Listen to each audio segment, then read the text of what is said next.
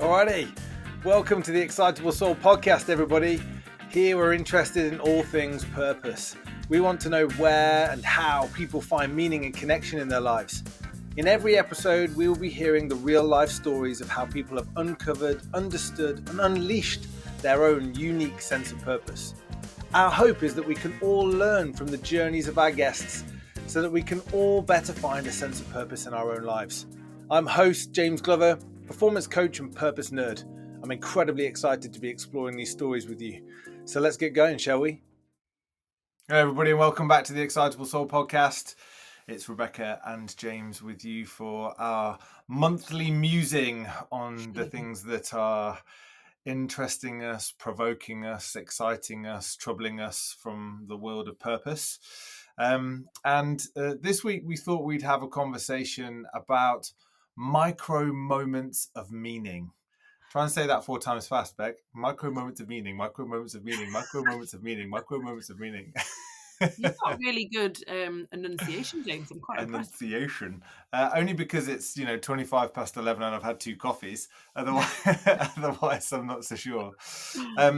Because we were intrigued by this kind of sense or struggle that people share with us about initially on their journey to connecting with a sense of purpose. It feels like it has to be something grand and something that's about shifting or changing the world. And this idea of being able to become aware of the moments that are meaningful for them, it can all feel pretty big.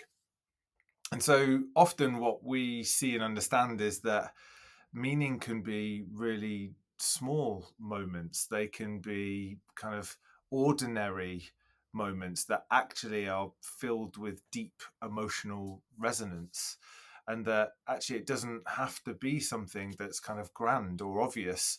It can be something that's tiny, but that when you're paying attention to it, when you're really consciously aware of it, when you connect in with the emotion associated with it, you start to understand the meaningfulness of it.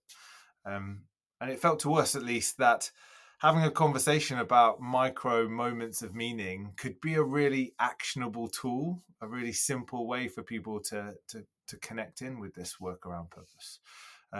So yeah, we thought we'd have a conversation about some of the things and some of the experiences that have resonated with us. How's that sound for you, Beck? Sounds pretty good, James. Pretty good. Obviously, when we came up with this idea and we were both like, yeah, cool, let's have that conversation, it was then immediately followed by, when have we had micro moments of like, is that micro enough? Maybe that's big. Like, I got a big idea about that. What's the size of my moment? Yeah, can I even think of any of these things? But then as ever, you start to get into the conversation and things emerge. And I guess I wanted to start with a shared experience of yesterday. So our brother, I was going to say our younger brother, but he's the sandwich meat in between the 2 slices of artisan bread that are you and I.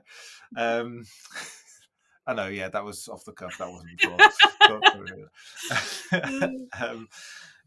he lives in North Wales, and we decided to jump in the car and go spend some time together, which was like an absolute gift. And where he lives, there's really great walking, literally from his front door. So we set out yesterday morning, having probably had 1 too many beers at his local pub the evening before, and went for an absolutely incredible walk. And for me, there was a few micro moments of meaning in that experience, and I thought it might be just a nice place for us to kind of compare notes around that. The first micro moment of meaning for me was walking up the incredibly steep incline that occurred the second we left his house. Yeah, and within 6 to 7 minutes not being able to breathe.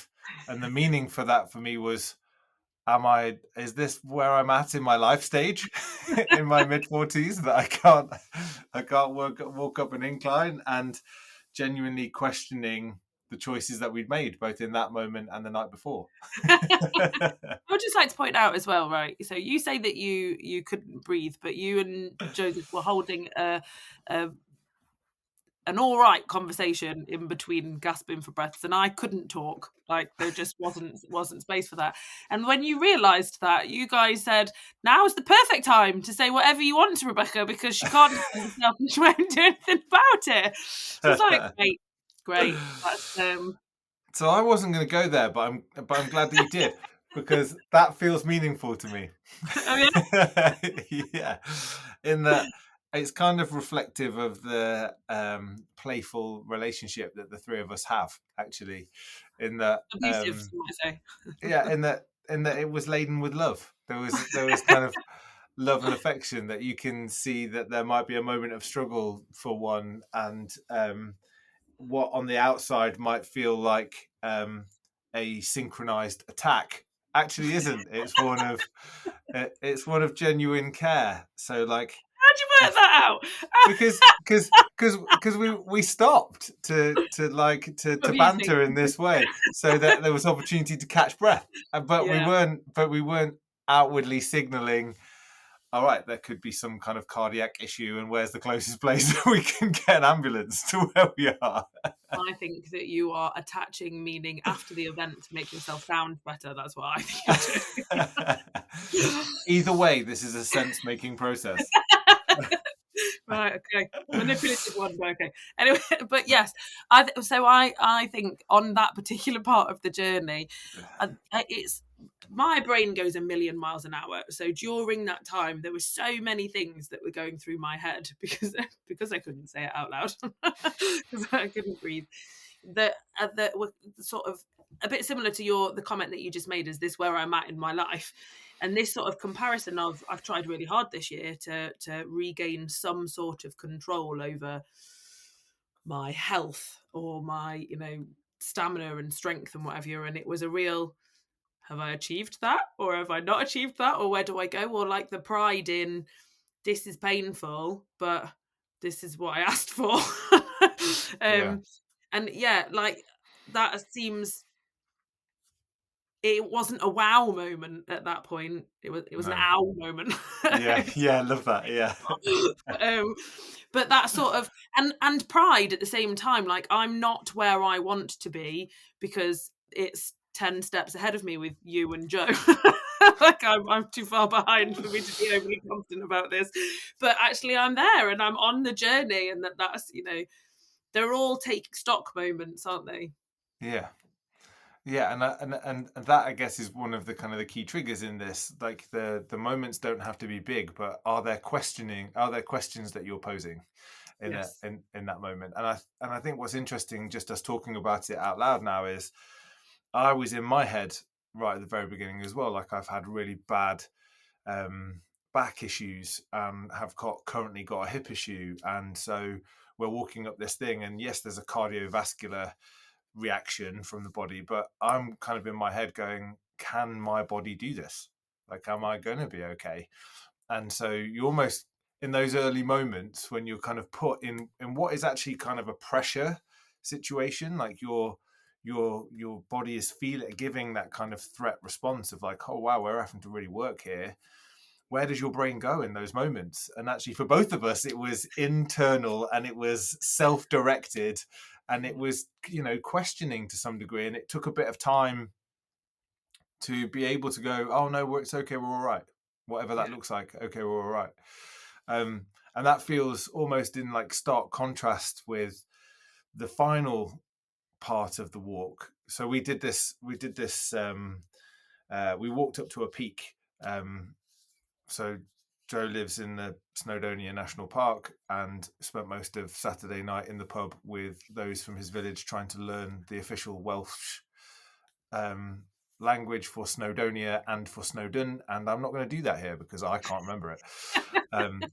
You couldn't do it when it was being demonstrated right in front of you, James. So true story. So I just want to acknowledge and apologise to any of our Welsh listeners that I haven't, used the appropriate language. However, we were walking a particular peak, and so pretty much the first third of the walk took 2/3 of the time because it was straight up, and then we spent some time up on the peak, where you were able to look down through the valley, the Conway Valley on one side, and you were able to look out over the sea towards Ireland on the other side. It was just breathtaking, and then walk back down the other side and back into the village. So the kind of the final third, where we're walking down the other side, there was a moment where we'd kind of dropped into a forest, and we were walking across and next to like brooks and streams that were just, it was absolutely idyllic. The weather was beautiful and the sun was coming through the trees, and it was warm but not too hot, and we weren't, breathing like some significant physical injury had taken place. And actually I remember just kind of looking over at you and seeing that you were in your own little world about how beautiful it was. And then you caught my eye and you turned around and said something like, "We're literally walking in my tattoo that you're having next week." So there were like that felt like a special moment of connection and a moment of meaning. Like, look where we are, look what we're doing, look how we're doing it together, and look how special this is. Yeah. But I wonder what was happening for you in your head there, and when you went, like, we're literally walking in my tattoo. Well, it's interesting because I haven't got any tattoos at the moment. This is going to be my first tattoo, and I'm really excited about it. I've never had a problem with tattoos. I've just never felt like I would like something for long enough to have it permanently etched to my skin, because I've had ideas for things, and then a couple of months later, it's gone. And I'm a massive Pinterest fan, so I've got boards for everything, and my tattoo board has been consistent for a couple of years, and I was like, I think that's a sign that now is the time. And I'm just getting like wild flowers and vines and whatever sort of twisted around my wrist is the plan. And when I've told people about it, they're like, "What's the significance? What's the meaning?" And I'm like, "It doesn't have one. It's just really pretty." But I have always been drawn to things like that. It's like an emotional or a gut thing that there's something about being in trees when light streams through the leaves and there's a pattern on the floor that just takes me to a different place. And I love flowers, but I cannot remember the names or how to look after them or whatever. And see it being in that sort of, there's a babbling brook beside you, so there's the noise, and you've got like, I don't know, crickets or whatever it was that was in the grass making that noise that sounds like a rattlesnake that isn't, so you're like totally surrounded by you and my brother, and this you and my other brother, both of you, and that sort of like the banter between you two, and just not having to be responsible for anything, just being in the moment. And I was sort of looking around going, have that guttural reaction to this space like this. There was a couple of times where I just went, "Oh, it's just so beeping beautiful." And that's what it is. You just kind of go, it's despite everything, it's not been planted by a particular person. It's just is, and it's gorgeous, and it reaches towards goodness. And there's like so many different things that sit aside one another. And it was just a complete moment of contentment, like, this is stunning. Yeah. And I don't consider myself an outside person, but I've wanted for a really long time to start doing these walks more often, because there's just something about it that's intangible. Yeah. And it was like a bubble of excitement of, I'm in it. And there's something really wonderful in all of this for me, which is the kind of the head, heart, gut experience. And we've both been kind of immersing ourselves in systems and system coaching and constellating for the last few months. And in this particular work that we've been doing, they talk about the centers of intelligence around head, heart, and gut. And that, the head often is the thing that rules, is the thing that we kind of lead with, is the thing that moves quickest, and therefore leads often. When actually it's the kind of the heart and the gut that kind of create the depth, and they're the ones that actually have a greater amount of information and experience and wisdom that they're drawing upon, and being able to open yourself up to experience that. But it's also, how do you feed that, isn't it? And there's something about being able to acknowledge when when you're in the middle of these moments of meaning, and how they are feeding your soul, they are feeding your heart, and they are feeding your gut, and it is just connecting you to a deeper level of wisdom and insight, and building that kind of reservoir of emotional depth, in a way that you don't get if you're not partaking in those, or seeing those, or feeling those, or experiencing those. So, I don't know how much of that walk I will remember in 10 years time, but looking over and seeing your face and you be lost in that moment, that will be something I will remember. I'll remember your face. James. And it's kind of cool to be able to explore the meaning from both perspectives. So, what was happening for you, but the fact that I found meaning in that moment through you. Yeah, it was beautiful, and it was a phenomenal spot from a nature perspective. But actually, it was you in that moment that I was like, there's something happening for me here because of that, and seeing that. In exactly the same way that when we were at the very top of the mountain, and Joe jumped on top of the cairn, which kind of represents the highest point on that particular peak, and started to twerk. Like, I will remember that forever too. There's not often that you see a 6'4" Viking dropping it like it's hot. While the drone circulated, while his drone captured it. Yeah, exactly. I think maybe we'll put links to that in the show notes. Maybe we shouldn't. Yeah. I think what is quite important to kind of to point out, and I feel quite like a negative person because this always seems to be what I draw back to, is that it isn't always the beautiful moments that do that. Like, it's about alignment, isn't it? So it's things like, from the mouths of babes, my a little while ago, I've been doing a lot of work, as I always do, been doing a lot of work, and I'd been doing some work on an evening, and I was trying to get some stuff sorted, and the kids were getting ready for bed, and it was always as hectic as it usually is. And I think it was my daughter came in, and she had said, what's your favourite thing to do, Mummy? Oh, it's work, isn't it? And then just walked out. And I had this sinking feeling that is my daughter's perception of me. Like, it wasn't spending time with her. It wasn't the things that I actually really like doing. It wasn't creating. It wasn't reading. It wasn't spending time with family, which, if I probed her, if we had a longer discussion about it, that those are the things that she would say. She said them in other moments. But in that particular moment, it was well, that tells me more than anything else. Like, and it wasn't so much that she said it, it was my reaction to her saying it, like, repulsed. Like, this is not in alignment with with my purpose, with what I actually want. Like, it was that sort of moment to pause and reflect. Yeah. So it's not, it is, isn't it? It's that sort of, it's these mini snapshots in time that, if you're not looking out for them like signposts to direct your next movement, you could miss them, and you get further and further away from your purpose, from being in a line. But the more that you are aware of them, why is it that I feel disconnected? Why is it that I feel lonely or down or miserable? What is it that I'm not doing? What is it about that sensation, or what is it about that conversation, or what is it about this moment in time, this meal that I'm making, that's made me stop and go, and what should I do about it? And again, the power in just being able to be open to those experiences. So, like, remove the judgment out of the fact that we can go from this idyllic setting in the Welsh hills, sun streaming, la-di-da, to, oh my god, I feel shocking because of a comment that's come from somebody that I really care about.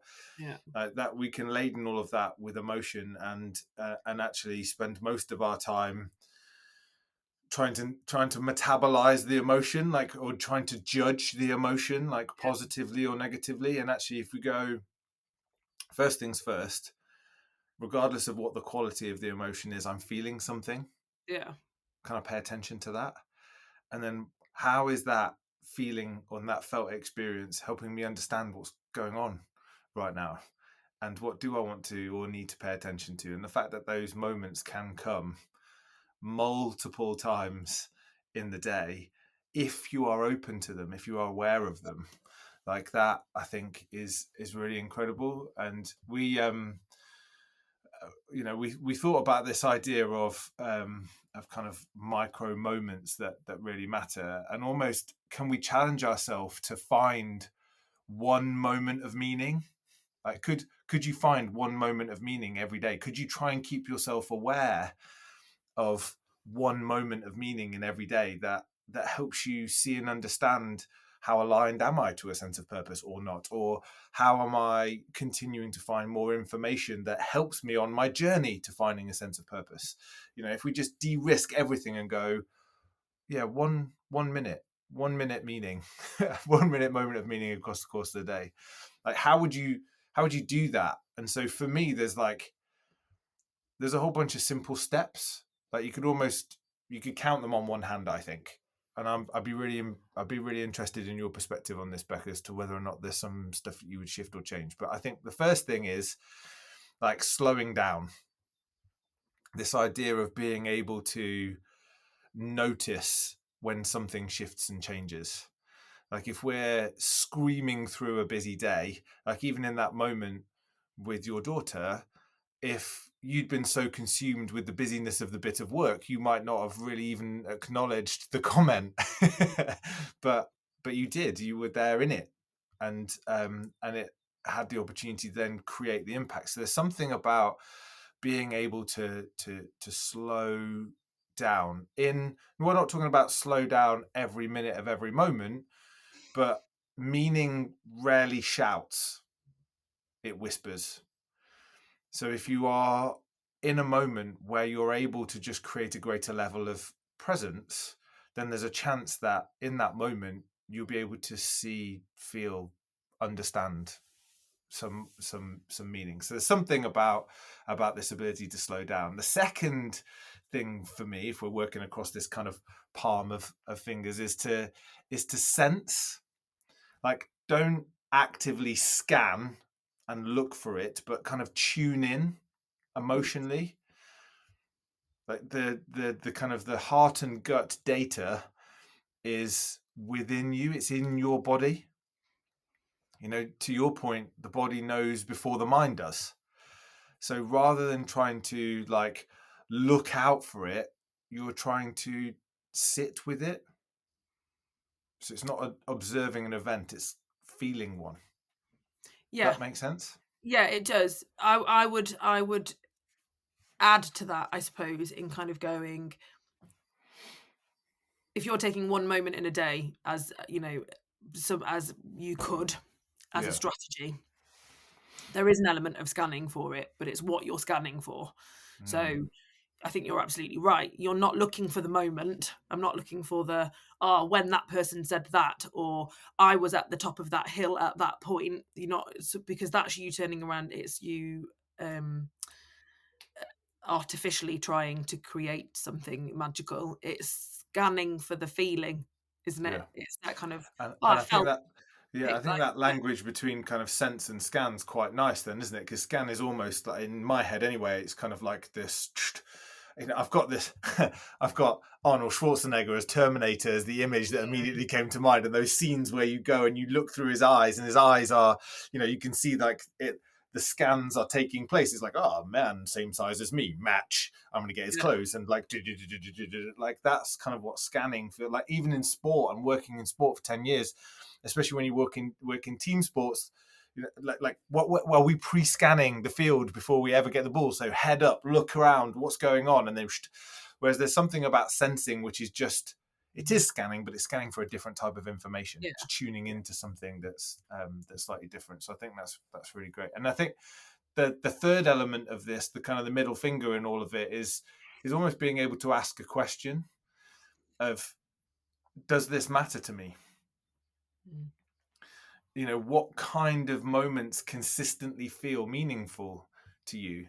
And so there might be something in this, like, 1 minute of meaning every day, where actually part of the slowing down is because you have been provoked by something. Yeah. And so you take the chance to go, right, I'm just going to slow down for a minute. I'm going to sense this experience. And then I'm going to pose a question around, actually, does this moment feel meaningful to me?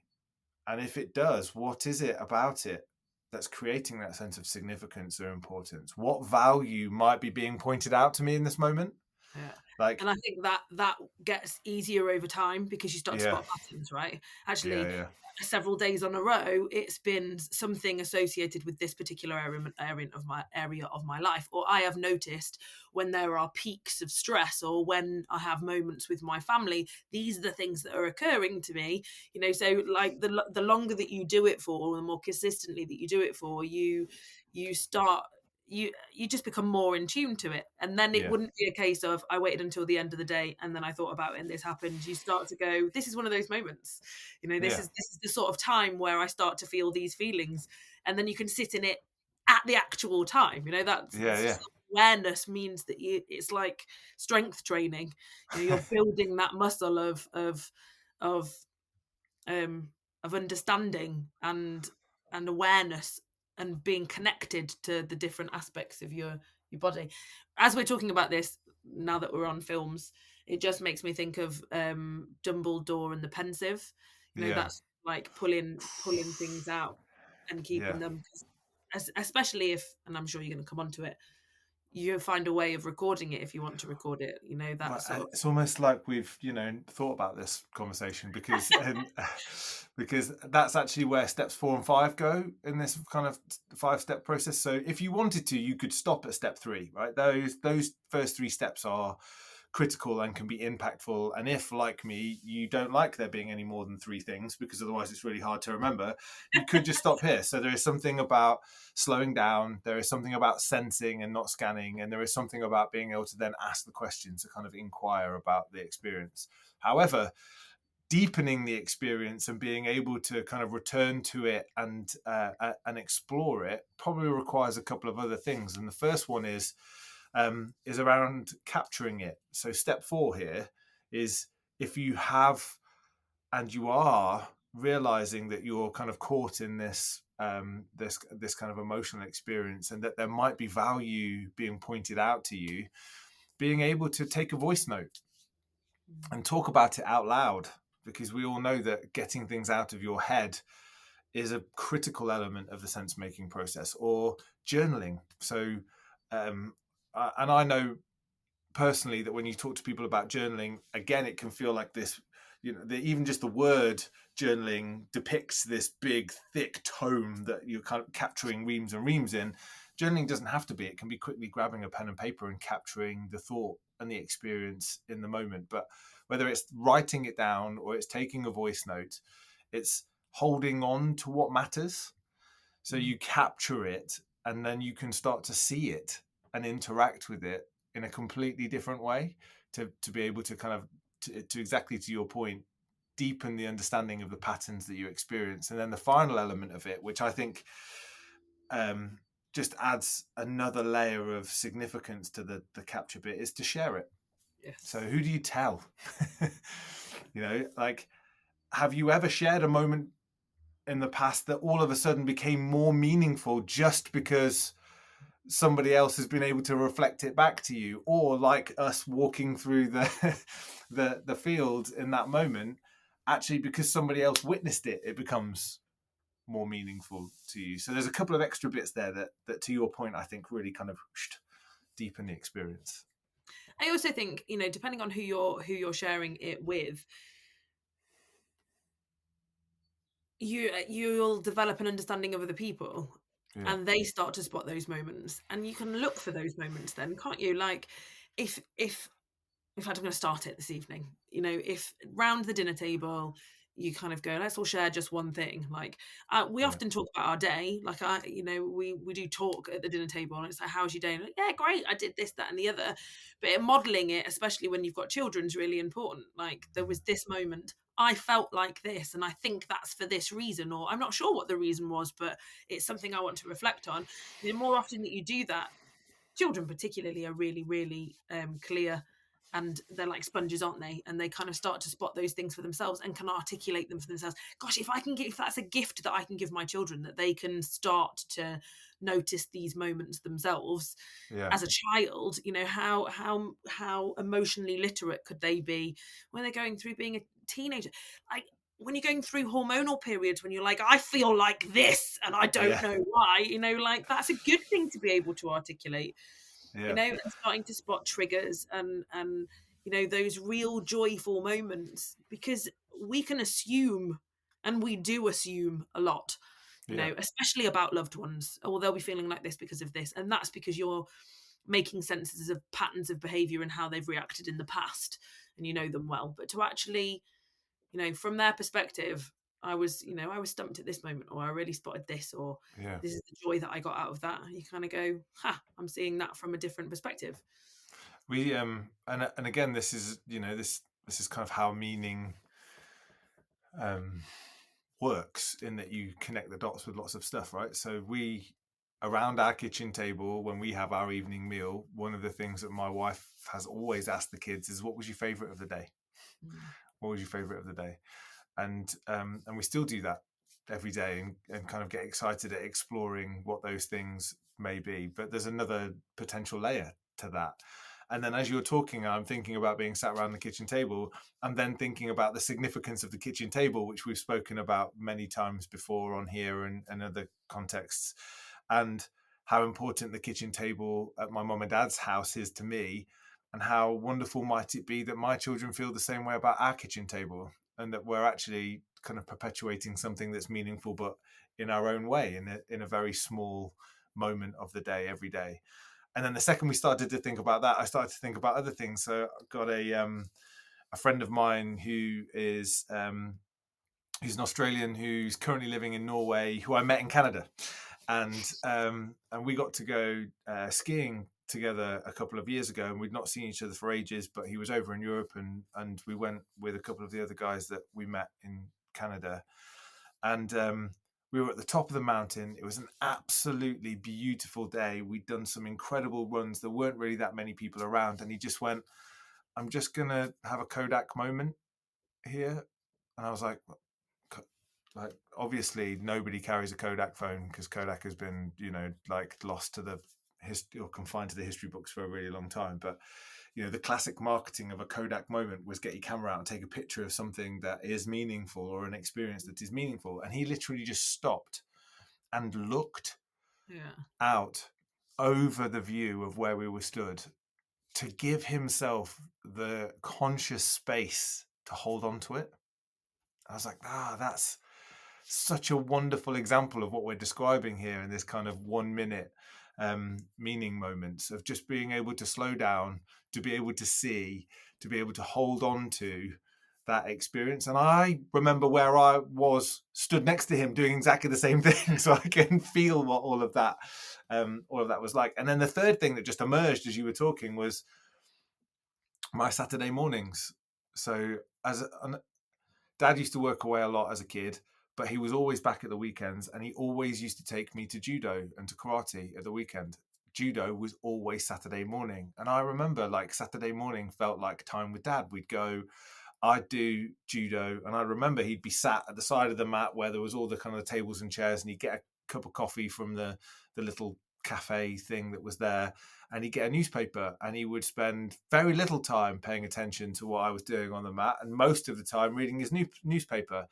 And now on a Saturday morning, I take Luca to cricket, and I sit and I watch him, and I intentionally try to pay a bit more attention than Dad did, but also find myself quite a lot just reading stuff that I don't get the chance to read, like, a lot, and often on the phone. So it'll be on The Athletic, and I'll be reading like a deep, in-depth article about Arsenal and the transfer plans for the summer, and be really consumed, and they go, oh no, I'm supposed to be paying attention to what Luca's doing, and then look up at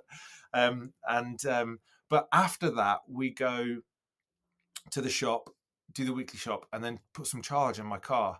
So he and I will sit, I'll get me a coffee, him a croissant, and in my car, we'll put on the Spider-Man cartoon. And the two of us will just sit there together, really, really enjoying a coffee, a croissant, and Spider-Man. And like, that is a really deep meaning moment for me between the two of us. But even us just sat here talking about it, like the cascade effect of actually how these things join up and connect over time is becoming really apparent to me. So almost coming full circle here, part of the reason why we wanted to have this conversation was to be able to turn around and say, it doesn't have to be overwhelming. It doesn't have to be the big things. And in actual fact, if you start with these little moments, what it starts to enable you to do and to see is how they connect to a whole bunch of other things that are also meaningful to you. And when you start to be able to pull all of these little things together, you really then start to get this collective significance, the collective importance that really become the meaning markers that underpin purpose. Yeah, what are you thinking, Beck? I've just talked for quite a long time. I think just like as you start talking about it, more and more stories come up, don't they? There's more moments where you kind of go, oh yeah, that's one for me, and that was one for me, and you know, and on lots of different levels. So, Yeah. and I think, you know, there's an element of we were talking about children, and I mean, this is an interesting thing to debate because I don't know what you feel about it. I wouldn't talk to my children about what their purpose statement is. You know, I think they're developing. Yeah, They're definitely developing not. themselves, they're developing their schemas, they're developing where they belong. You know, all of that stuff develops over a long period of time. But at the same time, I think that touching base with themselves and what they like and what they don't like is really important. And that's what helps develop that sense of self that will eventually become like a deep rooted purpose, because there are moments like you're talking about with Dad. I think it was Granddad's 80th. It might be his 80th or his 70th. It was a big birthday anyway, and we'd gone to Auntie Barbara's house, and we'd all done different things to contribute. And I remember Steph doing a picture collage, so she'd got loads and loads of photographs, and she'd cut round them all and she'd put them all together, and it was really, really lovely. And that was a gift that was up on the side. And I'd done a banner, and I'd spent hours, like absolutely hours, like drawing out the bubble writing for happy birthday Granddad, and then doing drawings that represented him. Like, they weren't amazing, I was a kid, but it was like gardening stuff, and there was a big hose pipe that was splashing water over it and whatever, and we put it up, and to Barbara and Uncle Brian's house was massive. Like, the banner was very much so lost in this random corridor. And I remember feeling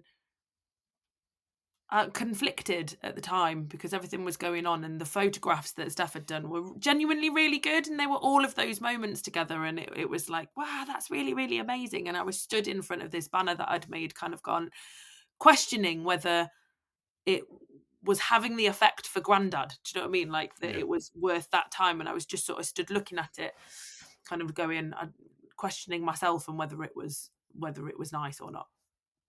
And Dad, interestingly enough, because Dad's a big personality, but he's also a sit back and take it in kind of person, was just sort of walking past and had obviously seen me looking and just went, I think what you've done is beautiful and shows who he is and who you are in one. Or it was some sort of comment like, you know, I see it and I see you. Yeah.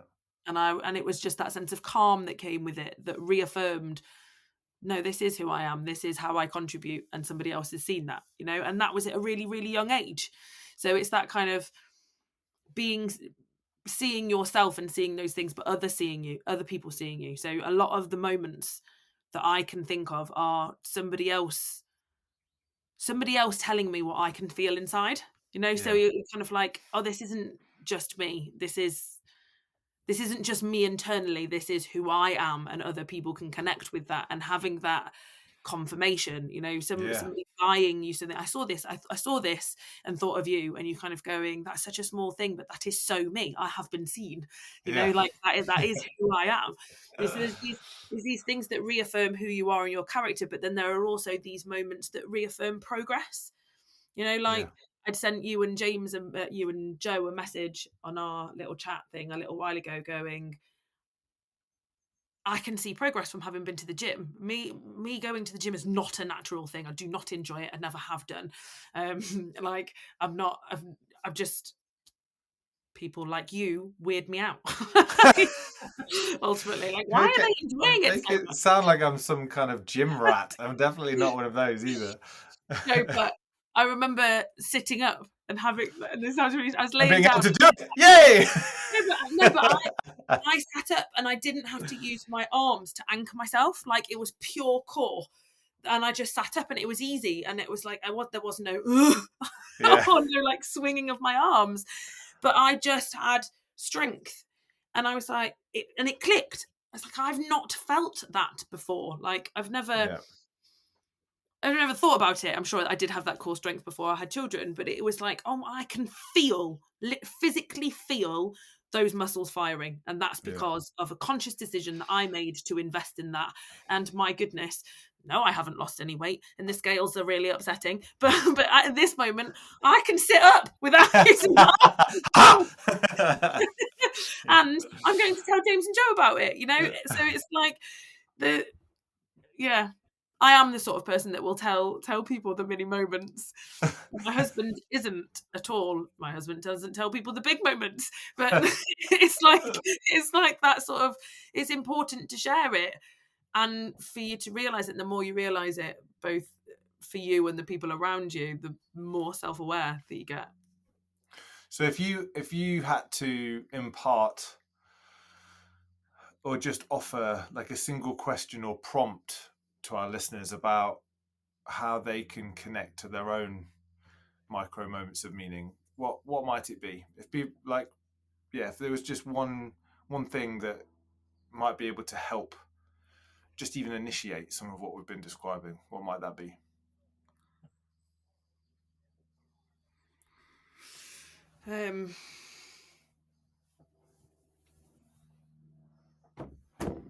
Well, I should have pre-thought about that question. I think I don't. The reason why I'm struggling is because I think it's the things that we've already talked about. So it's having the self-awareness. It's feeling the feels, and I think it's just looking at it from a different perspective. So what I would say is feeling overwhelmed, feeling stressed, feeling peed off because somebody's looked at you in a different way, like annoyed because you're on the road and somebody's cut you up. It's those are the times to question yourself. Why? What is it? Why did it matter? It is. It's why did my heart sink in that moment? Why has that made me laugh more than it would normally laugh? What is it about that person and what they've just done? That it's that sort of, it's just questioning yourself a little bit more, just to start with, because then when you start to unpick it, you start to realize, well, that's because it's important to me to feel seen, or that's because it's important for me to bring a group together, or that communication's the key. It's the questioning of why, in the heightened moments to start off with, because they're the easiest things to spot, aren't they? Like, I've noticed something physically react in me. Why? And on a slightly different note, I went through, I don't journal, I don't diary, but I went through a phase where I had noticed that my inner monologue was nasty. It's like I was really putting myself down, and I hadn't noticed that I was doing it until I was kind of like, actually, why? I just caught on to something, and I was like, that's a particularly malicious thing to have thought about myself, and I would never say that to somebody else. So I had taken the moment not to do this, but I went through a period of time of manufacturing a period of time to come up with 3 awesome thoughts, like something good about myself. So instead of like attuning to how I felt, because what I was feeling wasn't good, I then almost flipped it in that moment, and I went, okay, I'm forcing myself for the next however long just to think of 3 really good things. And it was interesting how quickly that changed my inner thought process. And I think that in itself was a micro moment for me. That sort of, big time.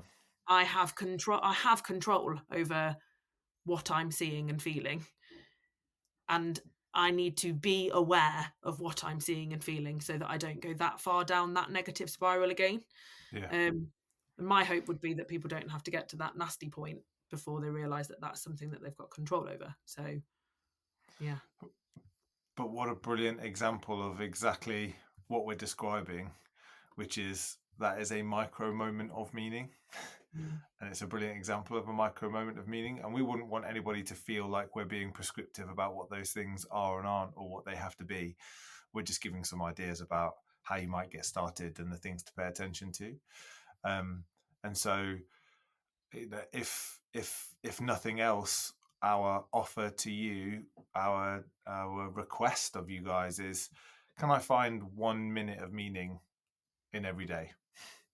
And in order to be able to help do that, just think about moments of slowing down, especially where you may have noticed something in your body that shifted or changed.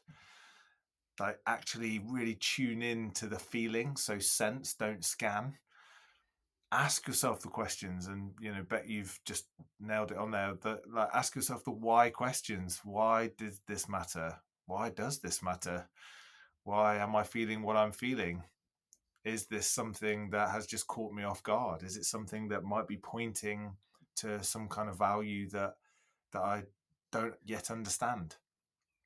And if nothing else, go through cycles of that. But actually, if you really want to be able to see the pattern, if you really want to be able to deepen it, if you really want to be able to hold on to it, then capture it and share it. So capture it in whatever way feels comfortable to you, but then be able to share it with somebody else and kind of give them a sense of what that looks like, and get some feedback or get some kind of validation, confirmation of experiences that they've had too. All in all, one minute of meaning can actually start to shift not only how you see yourself, but actually the things that you pay attention to, and can have a transformative impact on your perception of the world around you. So maybe give it a go, all you team out there listening to this episode, and let us know. It'd be awesome if you try it out and you have experiences. We'd love to be able to capture those and play some of those back next time we come together. But for now, Beck, I think that's us. Hey! Have a great day.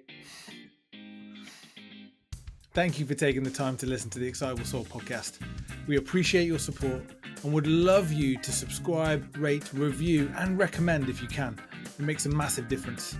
Equally, if you're interested in uncovering, understanding, and unleashing your unique sense of purpose, or that of your teams, come and explore our purpose immersion programs at theexcitablesoul.com. We look forward to hearing from you there or being with you on our next episode. Have an incredible day.